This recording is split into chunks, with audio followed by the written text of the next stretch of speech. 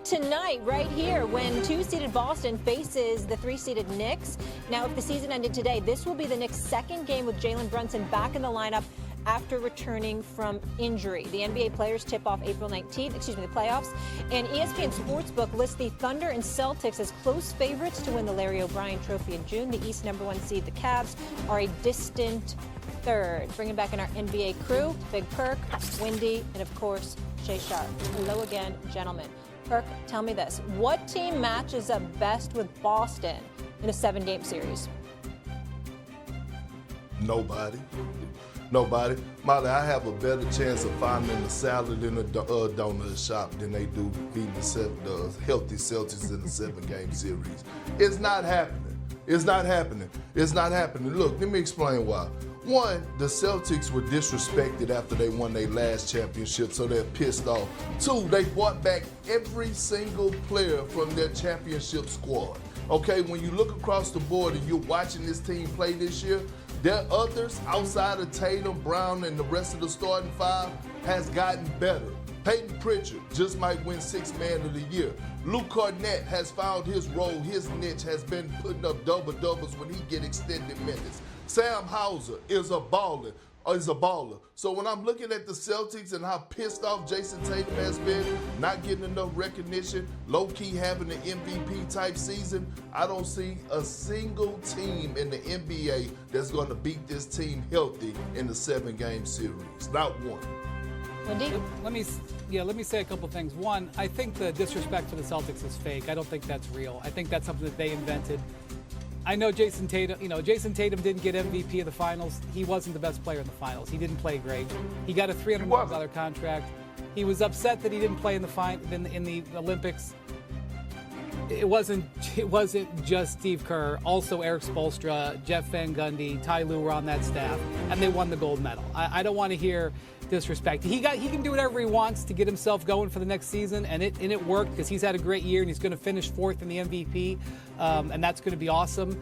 But I reject the disrespect card. I don't think anybody disrespects them.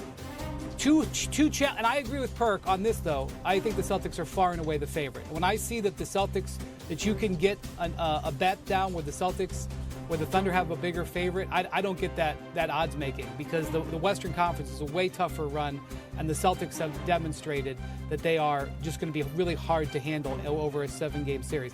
What you have to do against the Celtics is you have to switch and you have to make threes. The Cavs and the Thunder can do those things. They're both in the tops of the threes and three-point percentage. They both have flexible defense, although the Cavs aren't as well positioned. That's why they made the DeAndre Hunter trade. I agree, Wendy. Perk, I hate to agree with you, but, looking at it, I think it's going to be hard for anybody, but I would give the Lakers an outside chance. Because I wish I could be more definitive. But I think if LeBron is healthy, Luka is healthy, because you're going to have to score. Because the one thing the Celtics can do, they get up a lot of threes, but they can score. They can score a bunch of points. And now that they got Porzingis back, here's the guy that can protect the rim. You got on-ball defenders like Derek White. You got an on-ball defender like Holiday. So they can defend at an elite level. And Jaylen Brown, we saw what Jaylen did to Luka last year. So they have 4 guys that are in the starting lineup. And then you bring Big Al. If he's not a starter, you can bring Big Al Horford off the bench, and he can protect the paint, and he can defend. So they do switch everything. But I think the Lakers, with the 3 primary ball handlers, Luka, AR, and LeBron, I think they can score. But my question is, can they defend at a high enough level? Because, JB and JT, everything runs through them.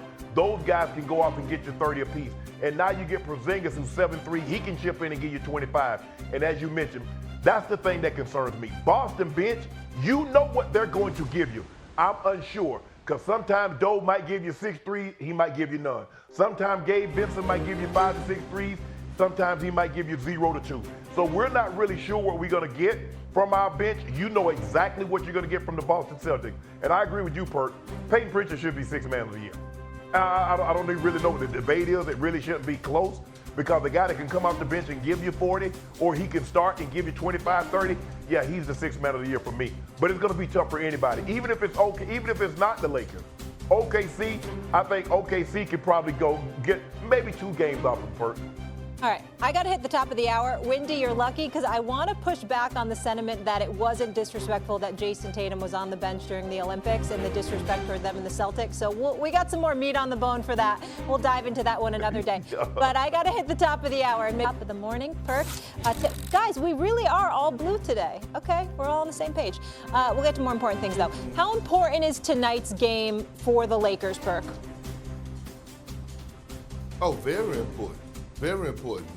I know they're not ducking no smoke. I know not after one game. I need to see them We do done it did again. what we needed to do. Right, and we need to see them do it again. We need to do it. Need to see them do In it the playoffs. again. I know. The playoffs right around the corner. And I know you heard the post-game interview by LeBron James when he was addressing, talking about Oklahoma City and saying, hey, they know who they are. They have an identity. We're still trying to find our identity. How do you find that? By actually playing the game of basketball and getting reps in. Find to see how can you be more consistent on the defensive side of things. The postseason is right around the corner. You should be sharpening your knives at this moment. I don't want to hear about resting because you're going back to Dallas tomorrow. No, you play back-to-backs right now. Kawhi Leonard played a back-to-back. What's the difference? You go in, you make a Hell, he done missed the last 3 years. He should. And you really about that life. You go in, you make a statement. It's very important for the Lakers to play tonight. Very important for the whole. Did we make a statement on Sunday? Because that's not what you said the other day. 27 points. We got you talking about they got to do it again. I want to see them run it back. No, we slapped your face and we went on about our business. We getting ready for Dallas. In Dallas. We're not playing back-to-back. We're going to put our G League team out there. Don't you worry about us, Kendrick Perkins. Our knives are sharp because you saw what we did to OKC. 27 points. Oh, they got a lockdown defense. Stephen A., what did you say about where they rank in steals, in field goal percentage, three-point percentage, deflections, all that, and we went there and put butts in you in your crib. Now, we not playing tonight, and I don't care how much you try to hype it up. We getting ready for Wednesday and Friday, and that's the end of it. When to take off? Wait, hold on. Windy, before you go, I just want to be clear on one thing, and I like that we're using the word we a lot there, Shannon. Perk, do you believe that the Lakers could take OKC in a 7-game series? First of all, Molly, they have to get to OKC to get to a 7 games. It is not just about OKC. It's about finding it through the rest of the remaining of the regular season. Windy, unpack this for us. Where are you on all this? Perk, in principle, I agree with you. However, the Lakers actually have earned the ability to let tonight go. And I don't think it's some sort of psychological thing like I'm sure Shannon would say if he were still connected to us. They've done a great job with two things. One, they're in unbelievable position with tiebreakers. They are the kings of the tiebreakers in the Western Conference. We look at this logjam. The Lakers can sit on top of all of it and say, we got it. They have the individual tiebreakers with all of the teams below them. They've got the tiebreaker with the Nuggets. They got the tiebreaker with the Clippers. They got the tiebreaker with the Warriors. They got the tiebreaker with the Timberwolves. They got the tiebreaker with the Grizzlies individually. If they were to tie with any of those teams, their head-to-head performance, and most importantly, their performance in their division, because I know that divisions don't matter.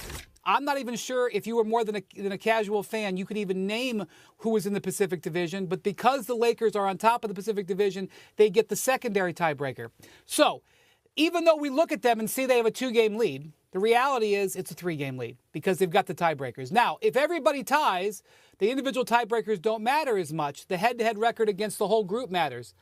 But obviously the Lakers have performed so well against all those teams that they have the tiebreaker in that whole group. No matter which conglomeration of those teams might tie, the Lakers would tie. So what I'm saying, Perk, with a lot of mumbo-jumbo is that the Lakers have a great edge. They have a 2-game lead in the loss column.